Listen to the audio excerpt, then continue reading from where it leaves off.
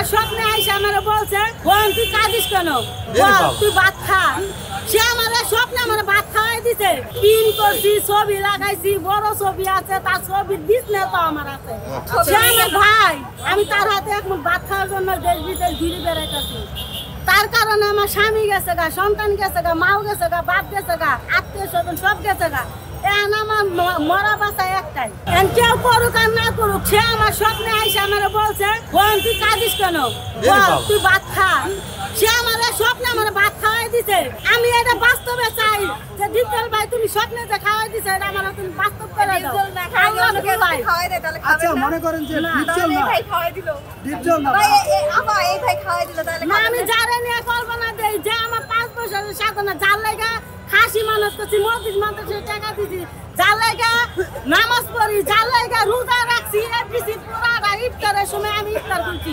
তার বড় ভাই আমারে একটা ডিম আর এক বোতল পানি আমারে দিয়ে ইফতার খুলাইছে। আমি ইফতার খুলতে চাই না, আমি টিহাও নেই না, কিছু নেই না। তখন ডিপজল ভাইয়ের বড় ভাই আমার একটা ডিম আর এক বোতল পানি দিছিল। তখন যখন পরে আমি যখন ওই যে কুরবানি ইসলামকা তখন শুনি চান্দাইতে দিন ডিপজল ভাইয়ের বড় ভাই মারা গেছে। তখন শুনে আমি দৌড়াইয়া গেছি ডিপজল ভাইয়ের বড় ভাইয়ের লাশ দেখতে। তখন তো এই গাড়ি দিয়ে লাশ আনছে, গেটের মধ্যে ঢুকাইছে। আমিও গেটে ঢুকছি, যাই দিই 3 তলায় ডিপজল ভাই কাঁদতেছে।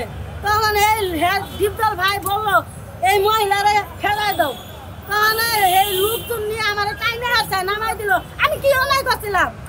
আমি লাস্টেই তো দেখবার গেছিলাম। মানুষ পৃথিবীতে জন্ম নেয় তখন একবার দেখে, যখন বিয়ে শাদী হয় তখন একবার দেখে, যখন মৃত্যুবরণ করে তখন একবার দেখে। সে আমার একটা ডিম খাওয়াইছিল, এক বোতল পানি খাওয়াইছিল। এর কারণে আমি ডিপজল ভাইয়ের বড় ভাইরে দেখতে গেছিলাম, সেটাও আমার দেখতে দেয় নাই। লাস্টে লুক দিয়ে আমার গেটে বাইরে ডিপজল ভাই সে আমার 1000 টাকা দিয়ে তার লুকেরা বলে 1000 টাকা গাড়ি ভাড়া দিয়ে খেদায় মহিলারে। কেন? আমি কি অন্যায় করছি? কি অপরাধ করছি? কি অপরাধ করছি?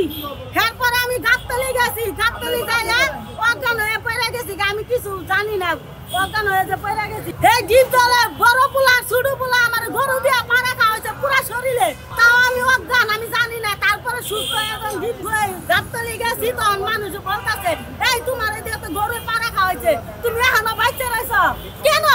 আমি কি অপরাধ করছিলাম? আরে ডিপজল তুই আজকে কুটিপতি, আমি না ফকুনি।